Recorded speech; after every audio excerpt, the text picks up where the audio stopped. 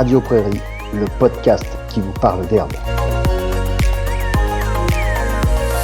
Et bienvenue dans Radio Prairie, de retour après ces quelques semaines de pause pour Radio Prairie. On va laisser pour 3 épisodes Luc Delaby à son projet Triple XL et au pâturage de ses vaches. Et puis avec la fin de l'été, les écoliers retrouvent les cartables et les agriculteurs doivent ressemer des prairies en général. Donc nous, on a eu envie d'appeler Patrice Pierre, qui est responsable de projet à IDEL, Institut de l'élevage, et qui est spécialiste prairie et fourrage, pour parler notamment semis de prairie. Et on va l'appeler 3 semaines de suite, et ça commence maintenant.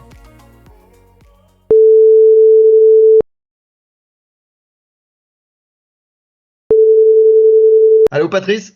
Bonjour Florian. Bonjour Patrice, j'espère que tu vas bien. Très bien, très bien. Sous des conditions bien arrosées d'un mois d'août. Ouais. On est voilà. On a un été un petit peu particulier, c'est vrai, mais ça doit pas nous faire reculer effectivement sur le semis des prairies. Alors effectivement, souvent on sort d'une période où on a eu bien des semaines avec du sec, parfois de la canicule. Là, ça a été un été pas forcément bien sûr dans ce cas-là. Et puis nous, on avait envie de discuter avec toi de semis de prairies, puisque c'est le moment d'y penser. Donc on va s'appeler 3 semaines de suite. Et là, cette semaine, en fait, on avait envie de te demander finalement comment semer, mais surtout comment on prépare son sol pour semer une prairie. Alors, l'implantation des prairies, c'est vrai que moi, j'avais un collègue qui me disait toujours, c'est l'aventure. L'aventure au sens où on a quand même un grand nombre de facteurs qui peuvent conditionner la qualité d'une réussite. Et parmi ces facteurs, il y a la question du comment semer et des exigences qu'ont nos fourragères. En fait, on est en face de très petites graines qui n'ont quasiment pas de réserve. Et ça amène dans la mise en place de ces espèces-là un certain nombre de précautions à prendre. La première, il faut bien évidemment semer sur un sol propre. Ça s'entend avec ou sans labour. On peut très bien implanter une prairie derrière une façon superficielle, derrière une céréale. On va rentrer dans cette période-là. Deuxième élément important à prendre en compte, il relève de la qualité de la préparation du lit de semence. La petite taille des graines de nos fourragères amène le fait de devoir préparer un lit de semence en gros sur 5 à 7 cm de terre fine, très bien émiettée, de manière à semer dans le tout premier centimètre. Les fourragères, elles n'ont pas besoin d'être implantées dans des niveaux de profondeur importants, parce que derrière, on va prendre le risque finalement d'augmenter les pertes à la levée. Si on prend par exemple le cas d'une fléole, qui est une très très petite graine, vous la descendez à 2,5 cm en profondeur, c'est relativement peu quand on regarde ça au moment de l'implantation. C'est un taux de levée qui descend à 40-50%. C'est-à-dire qu'il y a 50% du peuplement qu'on verra jamais sortir de cette fin au moment de l'installation de cette fléole.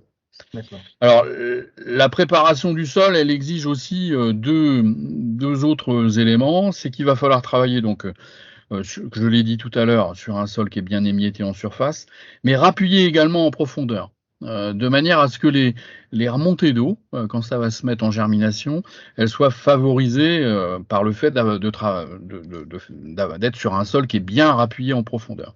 Et ça amène finalement une exigence en matière de préparation du sol, c'est que derrière cette préparation du sol, on va rouler avant semis, de manière à compacter un petit peu la profondeur et à favoriser en quelque sorte les remontées d'eau qui vont être nécessaires dans la mise au moment de la mise en germination.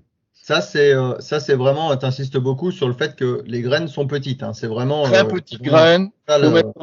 C'est ça, très petites graines. Il faut mettre ça en surface. Il faut travailler sur un sol qui est bien rappuyé derrière la préparation du sol au moment du semis. Il faut semer dans le tout premier centimètre.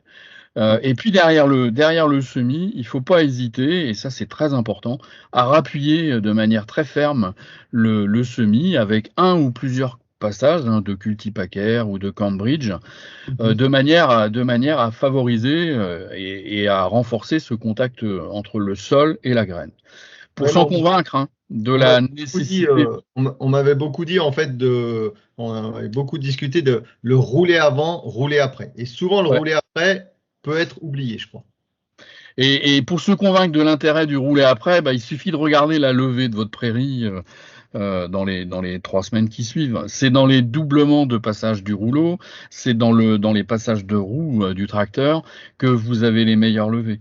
Donc ça renforce bien la nécessité d'avoir un sol, j'appelle ça comme ça, un peu bétonné derrière. André Pochon, il dit qu'il faut être capable de rouler à vélo derrière un jeune semis. Je pense qu'il a pas. Voilà, lui. Le revoilà parce qu'on l'a pas mal évoqué avec lui. Rouler à vélo, et alors derrière ça veut dire que ce contact sol-graine il est très favorisé, il est bien établi, et on va minimiser en quelque sorte les pertes à la levée.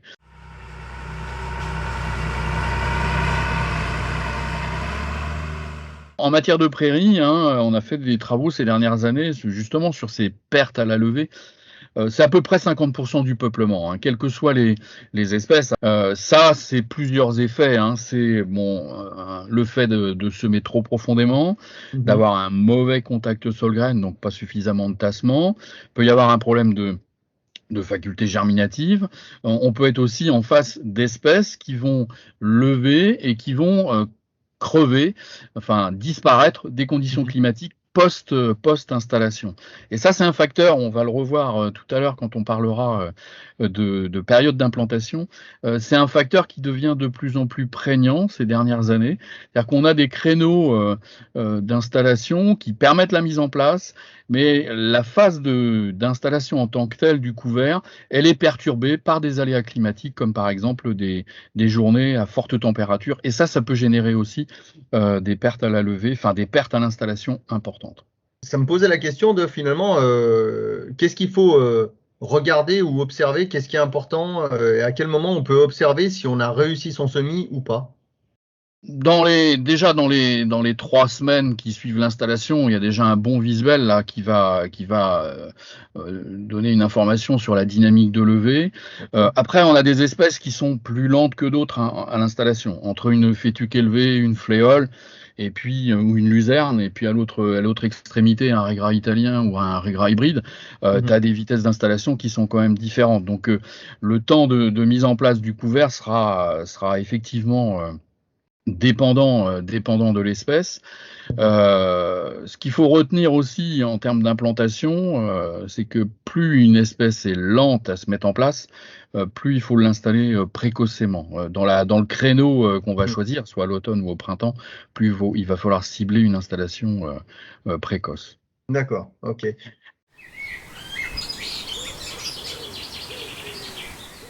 Un autre élément sur lequel j'insiste pas mal par rapport à l'implantation, c'est qu'il faut quand même essayer de sortir du semis en ligne. J'allais te poser la question. On a des modes d'installation qui sont tirés de l'implantation des céréales. On utilise des semoirs à céréales.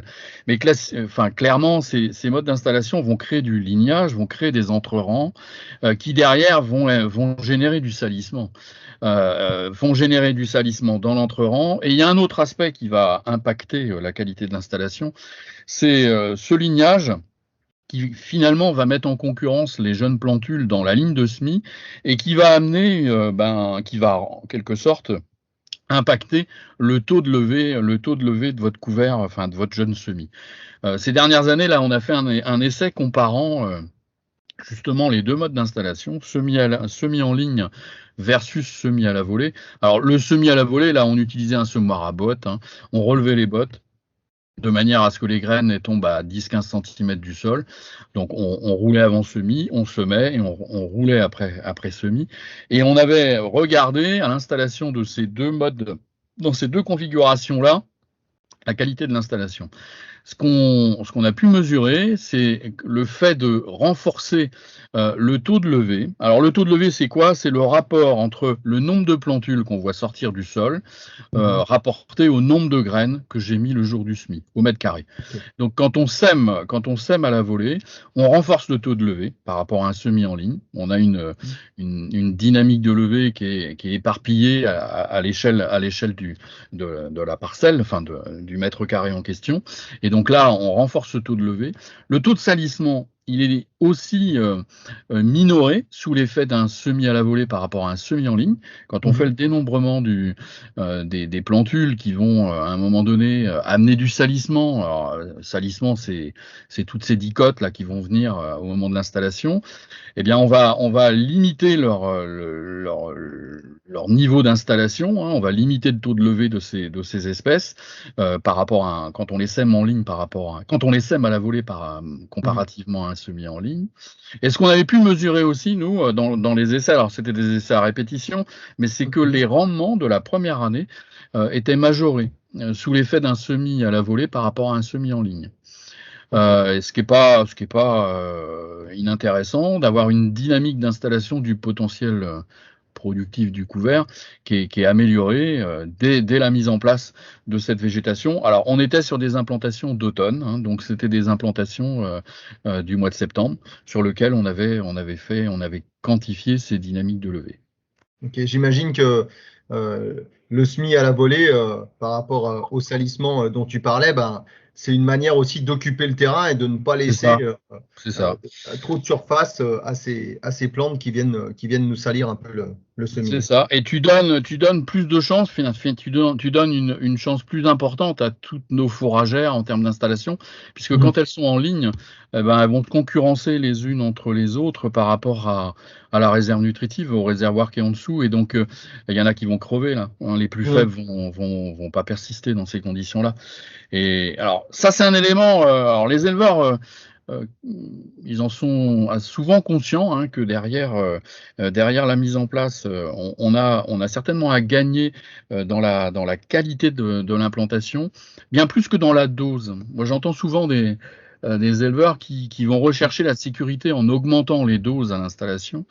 Ouais. Et en fait, dans le dispositif, là, on avait aussi comparé deux doses, enfin on avait fait des modulations de doses par rapport à une dose pivot et on avait comparé une dose faible à une dose forte, donc on était sur un régrat trèfle qu'on avait semé à 16 kg versus à la dose forte on l'avait semé à quasiment 30 kg. Et quand on regarde l'installation des deux couverts au printemps suivant, le semis clair, semé à la volée, il était aussi productif que le semis très dense. Donc, moi, j'insiste beaucoup sur le fait que, en matière d'implantation, il faut être très précautionneux sur la qualité de la mise en place. On est en face de très petites graines qui méritent une implantation très soignée. Et à partir de là, on peut, comment dire, travailler la question de la dose, minorer un peu la densité à l'installation, sans forcément pénaliser la qualité de l'installation derrière, quoi. Ok, très bien. Eh ben, merci Patrice. C'est très intéressant cette fin de. On pense jouer la sécurité en mettant beaucoup plus, et en fait, on pense pas assez à la qualité de l'implantation. J'ai plein de parallèles qui me viennent sur l'alimentation hivernale, etc. Mais on va pas partir là-dedans. On se rappelle la semaine prochaine. On a évoqué le fait de quand semer en fait, et on en parlera la semaine prochaine en fait, à quelle période c'est le plus propice de semer, peut-être le fameux match automne-printemps là, on va voir. Et puis dans 2 semaines, on se rappellera pour le que semer en fait, qu'est-ce qu'on doit semer qui nous intéresse beaucoup également. Je te remercie et on se rappelle la semaine prochaine. Merci Florian, très bien, à la semaine prochaine.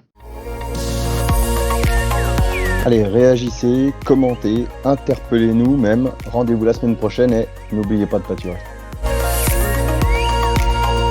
Chaque mardi, retrouvez un nouvel épisode de Radio Prairie sur la chaîne YouTube du groupe Herbes Franche-Comté. Radio Prairie, le podcast qui vous parle d'herbes.